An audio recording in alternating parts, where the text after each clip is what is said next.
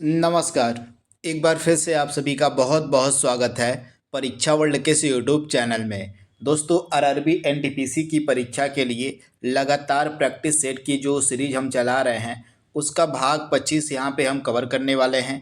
आइए वीडियो को स्टार्ट करते हैं बिना किसी देरी के और देख लेते हैं कि आज का हमारा यह जो प्रैक्टिस सेट नंबर 25 है इसमें हमने कौन कौन से बेहतरीन जीके, जीएस और करंट अफेयर्स के प्रश्नों को सम्मिलित किया हुआ है। प्रत्येक प्रैक्टिस सेट में आपके सामने 40 प्रश्न प्रस्तुत किए जाते हैं आपके एग्जाम के अकॉर्डिंग। जैसा कि आप सभी को पता है, आपका जो एनटीपीसी का सिलेबस है उसमें जीके, जीएस और करंट अफेयर्स के 40 प्रश्न पूछे जाएंगे। तो इन्हीं 40 प्रश्नों को ध्यान में रखते हुए ही यह जो प्रैक्टिस सेट है और डेली बेसिस पर आपको प्रोवाइड करवाया जा रहा है। तो आइए सेशन को स्टार्ट करते हैं। पहला प्रश्न आपके स्क्रीन पर है, डीप सीक एआई का निर्माण किस देश ने किया है। हाल ही में काफ़ी चर्चा में रहा था यह एआई मॉडल डीप सीक, तो इसके बारे में आप याद देखिएगा।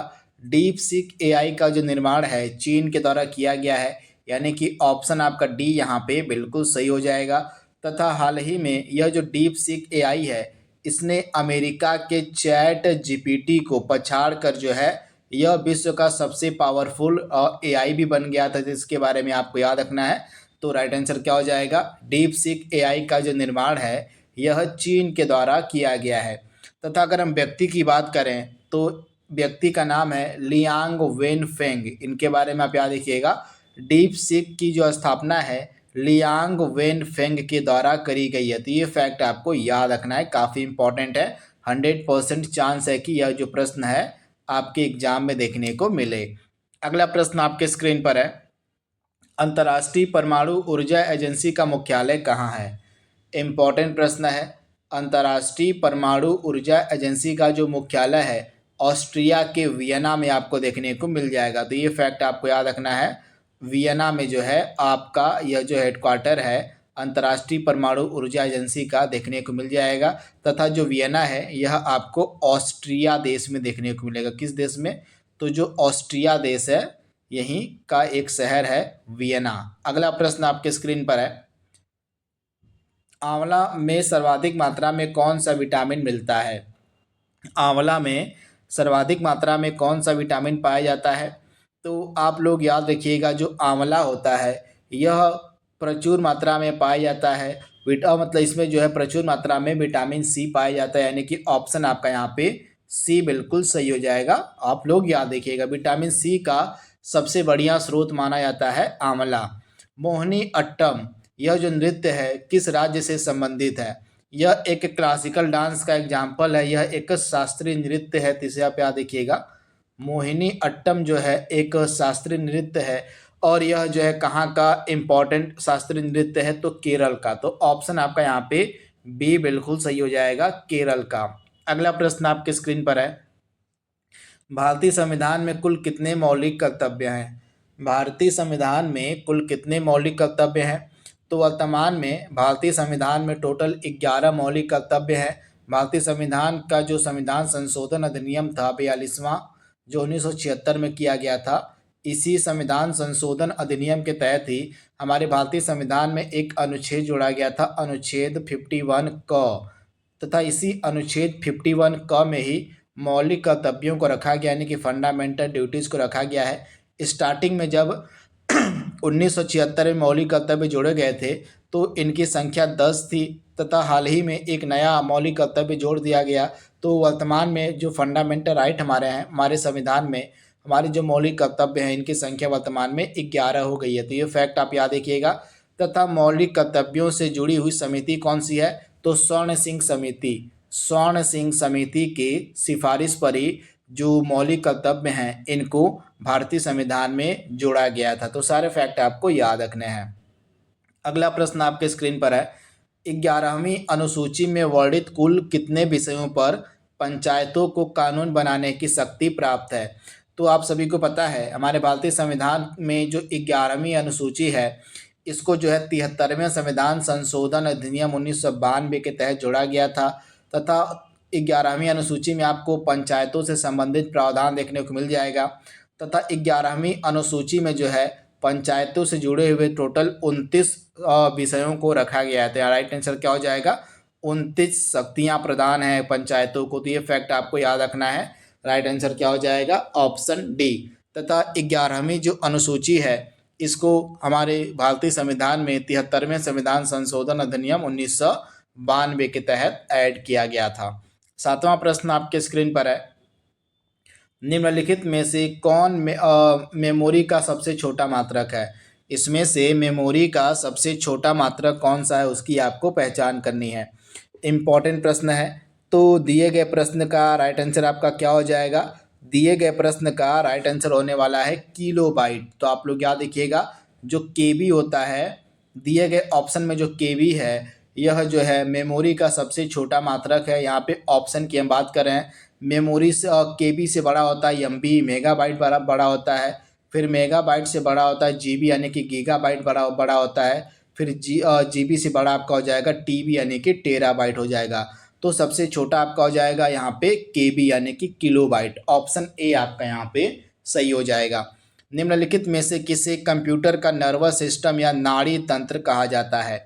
तो कंप्यूटर का नर्वस सिस्टम हम किसे कहते हैं? कंट्रोल यूनिट को, यानी कि ऑप्शन ए आपका सही हो जाएगा। अगला प्रश्न आपके स्क्रीन पर है। एक तरफ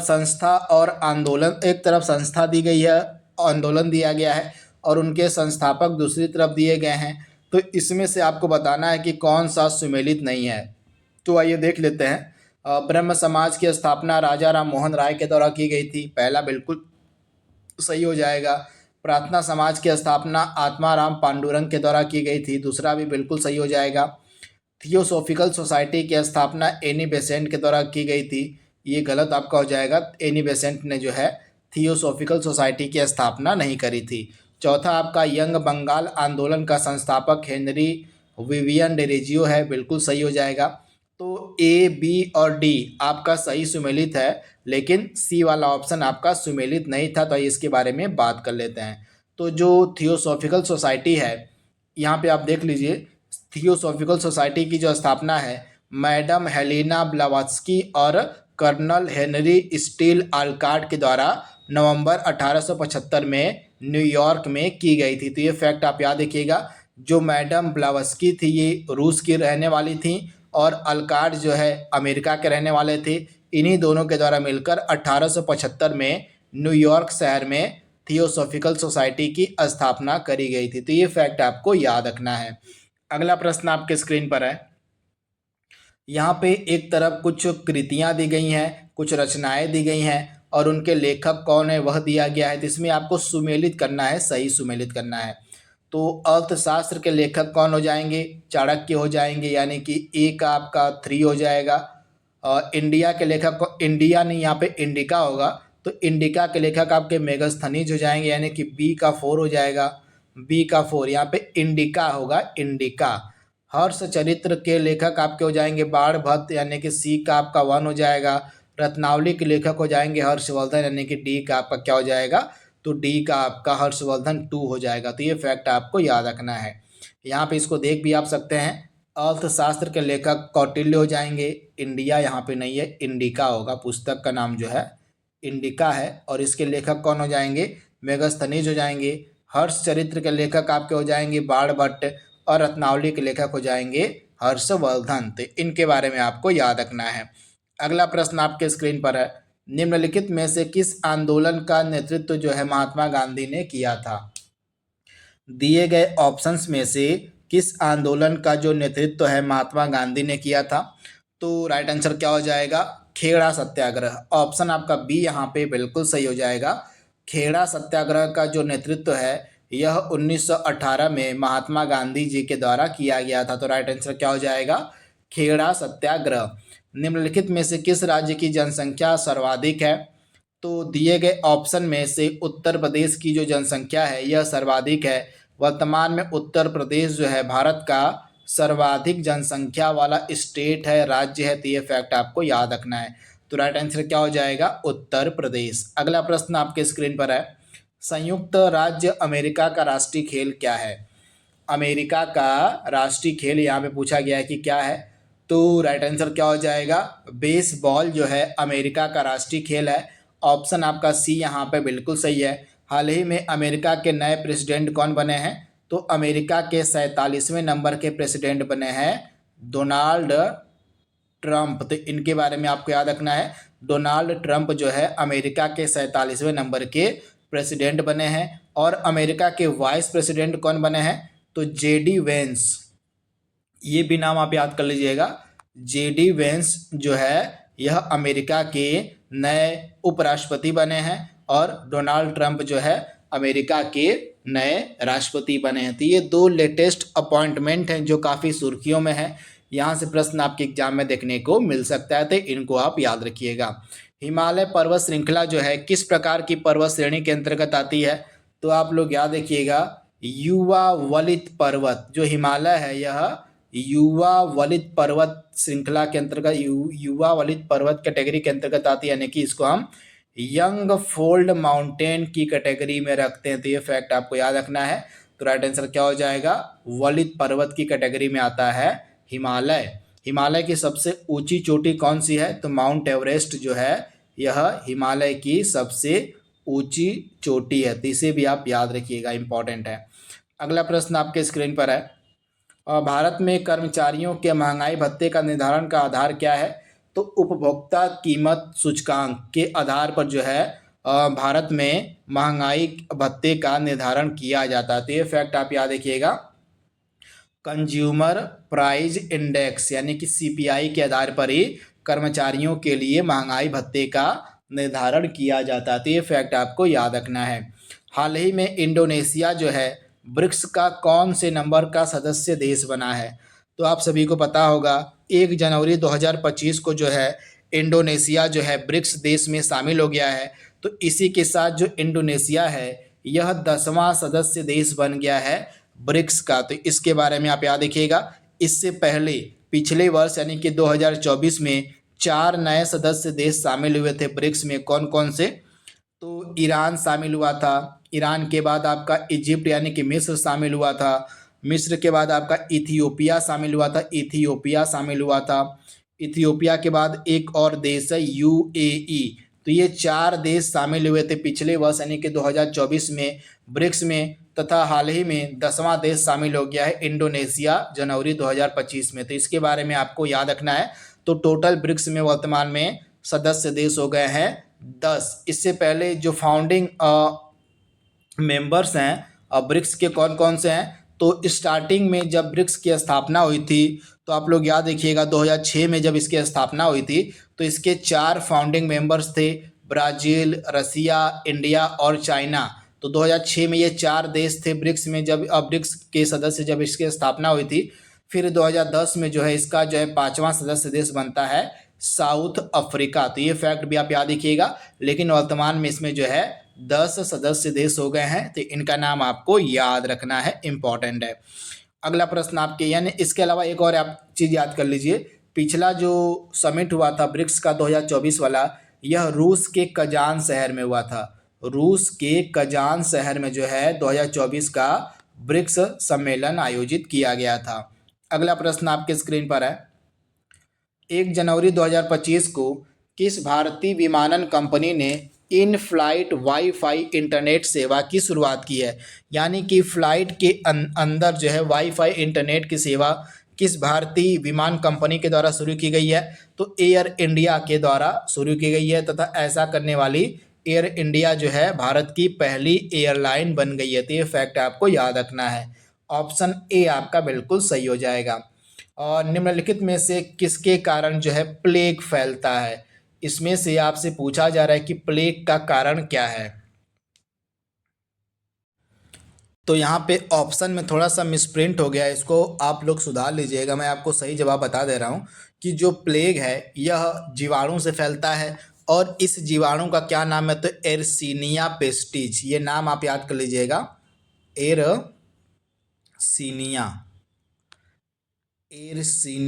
पेस्टिज। तो यह जो जीवाणु है इसी जीवाणु से जो है यह प्लेग फैलता है। तो ये फैक्ट आपको याद रखना है। एर्सीनिया पेस्टिस जीवाणु से जो है प्लेग फैलता है, तथा यह जो प्लेग है पिस्सुओं से, जो संक्रमित चूहे के कीटाणु लिए होते हैं उन्हीं के काटने से जो है यह प्लेग फैलता है। तो ये फैक्ट आप याद रखिएगा। जो पिस्सू होते हैं जो संक्रमित चूहों से कीटाणु को लिए होते हैं, अगर वो पिस्सू मनुष्यों को काट देते हैं तो मनुष्यों में प्लेग की संभावना जो है बढ़ जाती है। तो ये फैक्ट आपको याद रखना है। तो राइट आंसर क्या हो जाएगा? एर्सिनिया पेस्टिस जीवाणु के कारण जो है प्लेग फैलता है। अगला प्रश्न आपके स्क्रीन पर है, पीलिया रोग का कारण क्या है? पीलिया जो रोग होता है यह किससे फैलता है? तो आप लोग याद रखिएगा, जो पीलिया नामक बीमारी होती है यह एक वायरस से फैलने वाली बीमारी है। तो इसके बारे में आप याद रखिएगा, वायरस, यानी कि ऑप्शन आपका यहाँ पे बी बिल्कुल सही हो जाएगा। झूलती मीनार वाली जो मस्जिद है भारत के किस शहर में स्थित है? झूलती मीनार वाली जो मस्जिद है यह भारत के किस शहर में आपको देखने को मिल जाएगी? तो राइट आंसर क्या हो जाएगा? अहमदाबाद में, यानी कि राइट आंसर आपका ऑप्शन बी वाला बिल्कुल सही हो जाएगा, अहमदाबाद। 21वां प्रश्न आपके स्क्रीन पर है, राष्ट्रीय युवा दिवस कब मनाया जाता है? तो भारत में प्रत्येक वर्ष जो जन्मदिन होता है स्वामी विवेकानंद का, इनके जन्मदिन को हम भारत में राष्ट्रीय युवा दिवस के रूप में मनाते हैं। तो राइट आंसर क्या हो जाएगा? 12 जनवरी, यानी कि ऑप्शन आपका ए यहाँ पे 100% सही हो जाएगा, 12 जनवरी। 17 जनवरी 2025 को निम्न में से किस देश के राष्ट्रपति ओडिशा आए थे? इसमें से आपको बताना है कि किस देश के राष्ट्रपति जो है ओडिशा आए थे। तो आप लोग याद रखिएगा, सिंगापुर के जो राष्ट्रपति हैं थर्मन षणमुगरत्नम इनका नाम है, थर्मन षणमुगरत्नम। ये जो हैं 14 से लेके 18 जनवरी 2025 के मध्य जो है भारत के दौरे पर आए थे और इसी के दौरान जो है ये उड़ीसा गए थे। तो ये फैक्ट आपको याद रखना है। तो राइट आंसर क्या हो जाएगा? सिंगापुर के राष्ट्रपति, और इनका क्या नाम है? तो इनका नाम आप लोग याद कर लीजिएगा, थर्मन षणमुगरत्नम। यही जो है भारत के दौरे पर आए थे और इसी दौरान ये उड़ीसा राज्य भी गए थे। तो ये फैक्ट आप याद रखिएगा। तथा उड़ीसा और सिंगापुर ने भुवनेश्वर में एक फिनटेक हब स्थापित करने के लिए भी समझौता किया इस दौरान। अगला प्रश्न आपके स्क्रीन पर है, संविधान सभा ने राष्ट्रगान को कब अपनाया था? तो 24 जनवरी 1950 को। ऑप्शन आपका बी यहाँ पे बिल्कुल सही हो जाएगा। हमारी जो संविधान सभा थी इसने 24 जनवरी 1950 को राष्ट्रगान को अपनाया था। रणथंभौर बाघ अभयारण्य जो है किस राज्य में स्थित है? तो आप लोग याद रखिएगा, यह जो बाघ अभयारण्य है यह आपको देखने को मिलेगा राजस्थान में। तो ये चीज़ आपको याद रखनी है। राइट आंसर क्या हो जाएगा? ऑप्शन ये आपका यहाँ पे राजस्थान बिल्कुल सही हो जाएगा। यह जो बाघ अभयारण्य है चर्चा में इसलिए था क्योंकि हाल ही में नदी जोड़ो परियोजना चलाई जा रही है। तो नदी जोड़ो सिंचाई परियोजना के चलते जो है इस अभयारण्य पर खतरा बढ़ गया है, जिस कारण से यह जो अभयारण्य है काफ़ी न्यूज में था। इसी कारण से इस अभयारण्य को जो है इस वीडियो में सम्मिलित किया गया। तो इसके बारे में आपको याद रखना है। तो रणथंभौर बाघ अभयारण्य आपको कहाँ पर मिलेगा? राजस्थान में मिलेगा। इसके अलावा कुछ और टाइगर रिजर्व भी आपको राजस्थान में देखने को मिल जाएंगे, जैसे रणथंभौर हो गया, सरिस्का टाइगर रिजर्व हो गया, मुकुंदरा हिल्स टाइगर रिजर्व हो गया, रामगढ़ विषधारी टाइगर रिजर्व हो गया, धौलपुर करौली टाइगर रिजर्व हो गया। ये सभी आपके राजस्थान के इम्पॉर्टेंट टाइगर रिजर्व हैं जिनको आप याद रख सकते हैं। इसके अलावा हाल ही में भारत का 57वां टाइगर रिजर्व घोषित किया गया है जिसका नाम है रातापानी वन्यजीव अभयारण्य। इसी को जो है भारत का नया टाइगर रिजर्व बना दिया गया, यानी कि रातापानी टाइगर रिजर्व जो है भारत का 57वां एकदम लेटेस्ट टाइगर रिजर्व बना है और यह जो है मध्य प्रदेश राज्य में आपको देखने को मिलेगा। तो वर्तमान में भारत में 57 टाइगर रिजर्व हैं, बाघ अभयारण्य हैं। तो इनके बारे में आपको याद रखना है।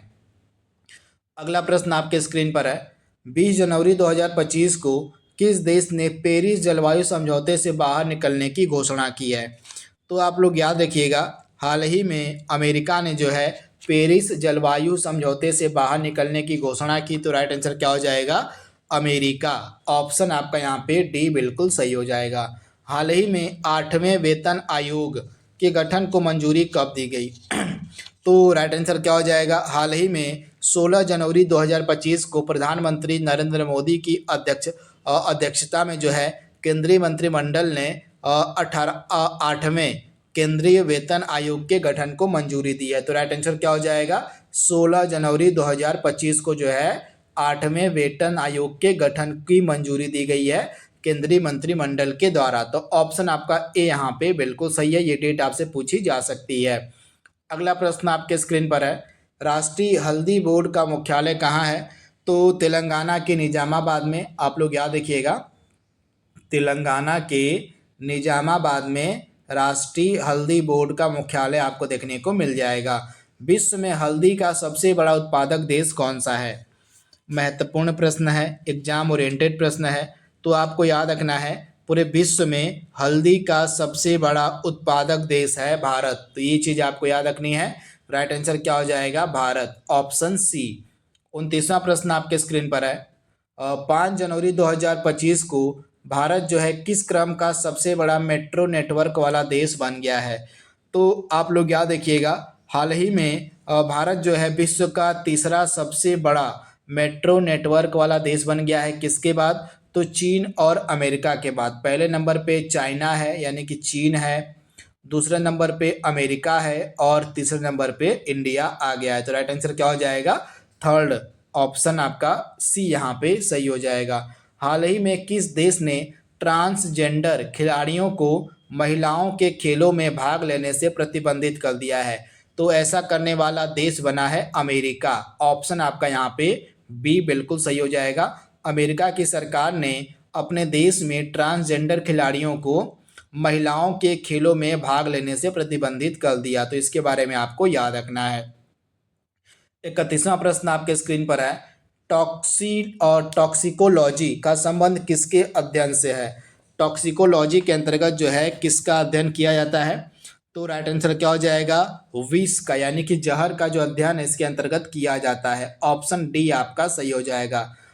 भारत में किस जनजाति ने पहली बार 23 अप्रैल 2024 को भारत के 18वें आम चुनाव में मतदान किया? इम्पॉर्टेंट प्रश्न है, एग्जाम ओरिएंटेड प्रश्न है। तो आप लोग याद रखिएगा, यह जनजाति है सोम्पेन जनजाति। इसने जो है पहली बार 18वें जो हमारी लोकसभा का चुनाव हुआ था 2024 में, उसमें मतदान किया था। तो ये फैक्ट आपको याद रखना है। तो सोम्पेन जनजाति आपको अंडमान निकोबार द्वीप समूह में देखने को मिल जाएगी। ये चीज़ भी आपको याद रखना है। तथा इसने जो है पहली बार आम चुनाव में मतदान किया। तो ऑप्शन ए आपका सही हो जाएगा। 33वां प्रश्न आपके स्क्रीन पर है, उस ग्रंथि का नाम बताना है जो बहिस्रावी और अंतःस्रावी दोनों कार्य करती है। तो राइट आंसर क्या हो जाएगा, अग्नाशय। अग्नाशय एक ऐसी ग्रंथि है जिसको हम मिश्रित ग्रंथि के नाम से भी जानते हैं। यह ग्रंथि बहिस्रावी एवं अंतःस्रावी दोनों कार्य करती है। तो राइट आंसर क्या हो जाएगा, अग्नाशय, यानी कि ऑप्शन बी आपका सही हो जाएगा। अंतर्राष्ट्रीय जैव विविधता दिवस कब मनाया जाता है? तो अंतर्राष्ट्रीय जो जैव विविधता दिवस है यह मनाया जाता है 22 मई को, यानी कि ऑप्शन आपका बी यहाँ पे बिल्कुल सही हो जाएगा। अगला प्रश्न आपके स्क्रीन पर है, द नेम सेक पुस्तक किसके द्वारा लिखी गई है? तो यह काफ़ी फेमस पुस्तक है द नेम सेक, और यह लिखी गई है झुम्पा लाहिड़ी के द्वारा, यानी कि ऑप्शन आपका बी यहाँ पे बिल्कुल सही हो जाएगा, झुम्पा लाहिड़ी, यानी कि ऑप्शन बी। ओजोन परत का जो अवक्षय है मुख्यतः किस कारण से होता है? तो ओजोन परत का जो अवक्षय है इसके लिए मुख्यतः जिम्मेदार गैस मानी जाती है क्लोरोफ्लोरोकार्बन, CFC गैस को जो है मुख्यतः जिम्मेदार माना जाता है ओजोन परत के क्षरण के लिए। तो ऑप्शन आपका सी यहाँ पे बिल्कुल सही हो जाएगा, क्लोरोफ्लोरोकार्बन। 37वां प्रश्न आपके स्क्रीन पर है, विद्युत बल्ब का जो फिलामेंट होता है किसका बना होता है?